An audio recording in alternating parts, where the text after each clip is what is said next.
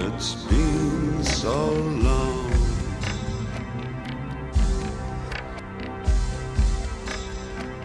Feel my blood enraged. It's just the fear of losing you. Don't you know my name? Well, you've been so long, and I've been putting out fire with gasoline.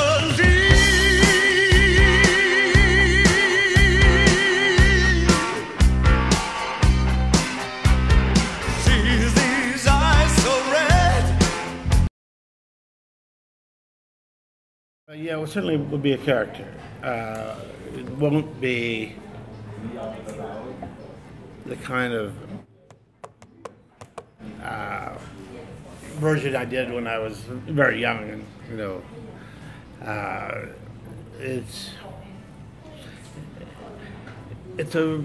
I describe the film as a film about some young people who got in line to go to a movie. And then the movie theater closed. And they stayed in line because they have nowhere else to go. It's about a generation of about 5 kids about your age who are making a movie, and they don't even like movies.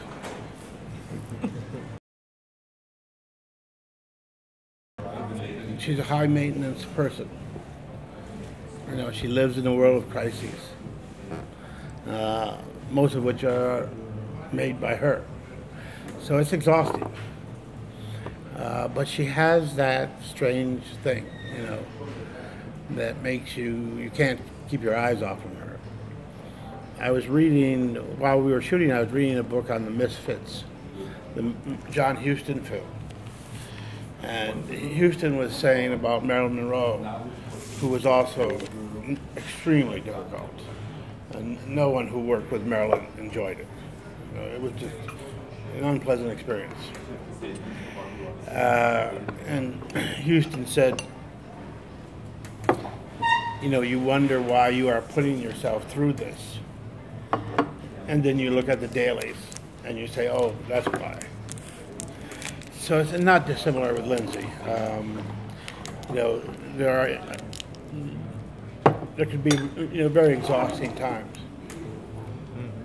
but it's a real mystery about certain people on the camera. There's probably 100,000 guys who look like Tom Cruise, but he's the one you watch. Why? Yeah, so,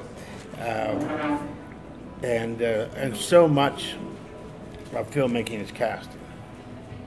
And so, directors will put up with a lot, because if you have the right people, it's better to put up with a lot than to have an easy time with the wrong person.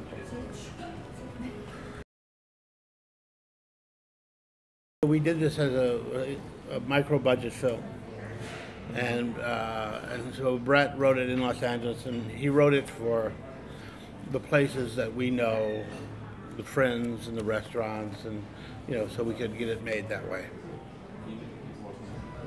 Well, it was a whole different way of working.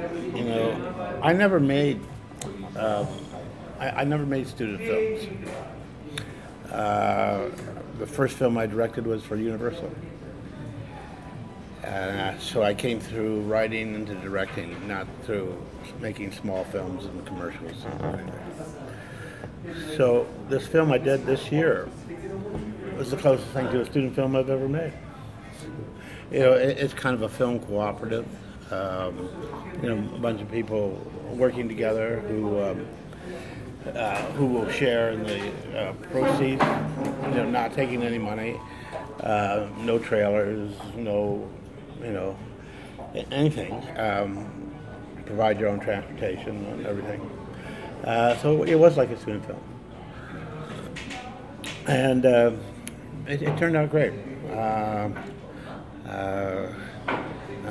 I learned a lot about what you don't need in a motion picture.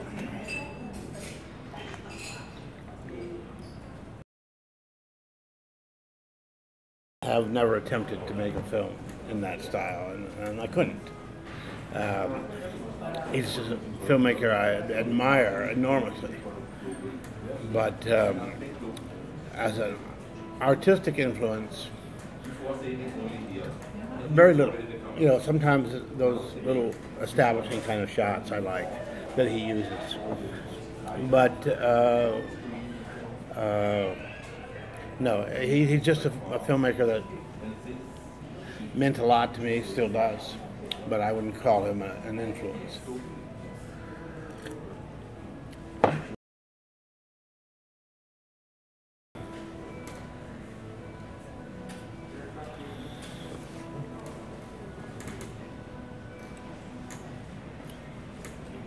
Well, I thought it was good. I don't think he did. I mean, somebody has to be in charge. I'm the younger brother and I was in charge. So ultimately, that working relationship fell apart because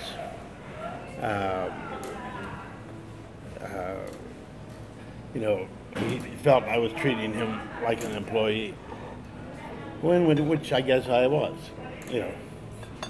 If I'm the boss of the script and the boss of the idea, then of course the other person is going to think of themselves as an employee. So I got involved with writing with him, just one, so that I could work faster, and two, because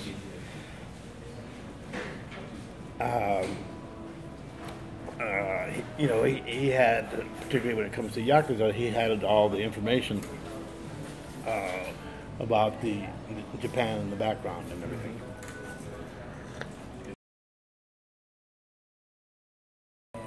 But he sent me a letter. We had been corresponding because I was asking him questions, in order to do the book. And I was a film critic in Los Angeles. And so he naturally thought that maybe I knew some people. And I got this letter from him seeing if I could help with l'argent. And, here I am, a film critic for an independent newspaper. Wow. Wow. He clearly doesn't know, what he's asking.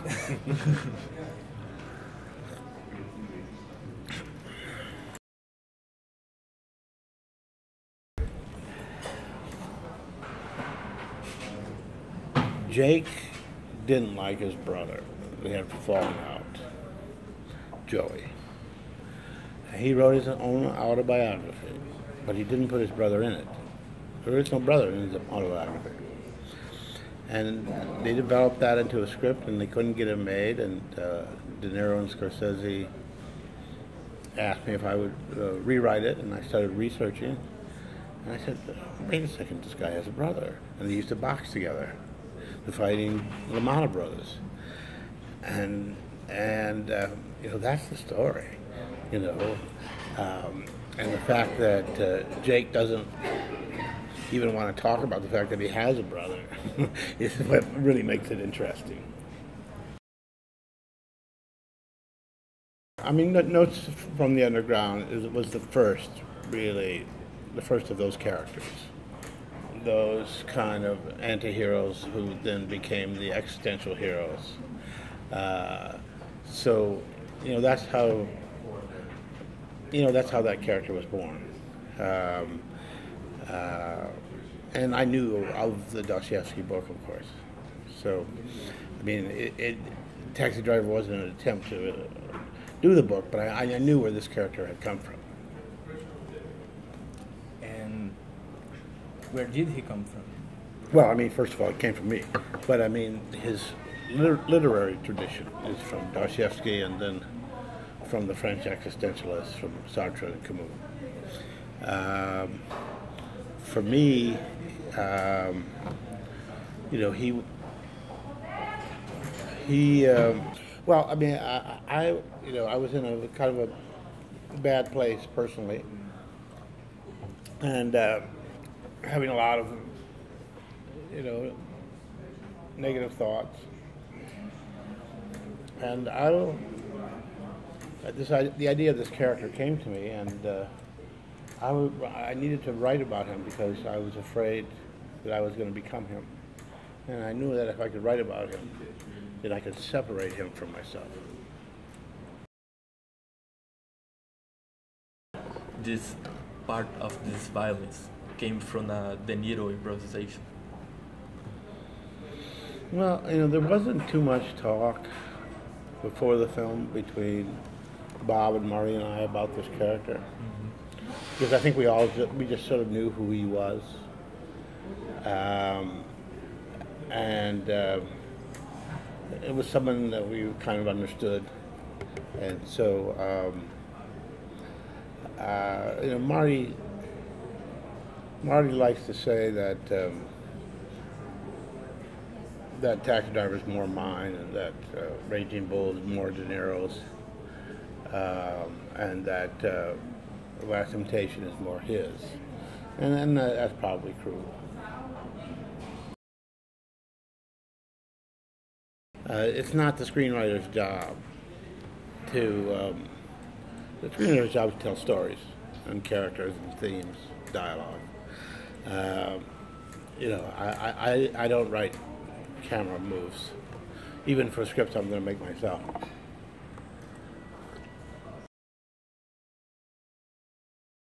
The book is written by a Greek Orthodox, and it's really quite Eastern in its thinking. So you have an Eastern Orthodox kind of Christ being adapted by a Protestant in order to be filmed by a Catholic. So all three of those layers find their way into that film.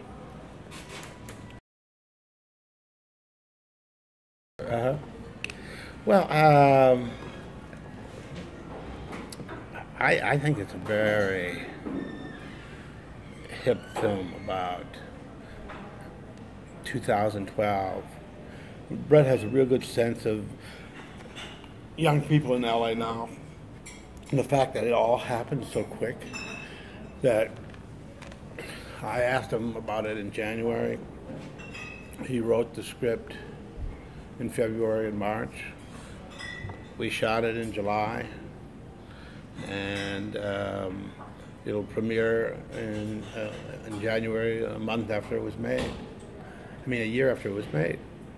And so, working at that speed, we were, you know, I think it feels very much like of this moment, which is one of the things I like about it so much. You know, most movies, by the time they reach the screen, have been written 5 to 10 years before.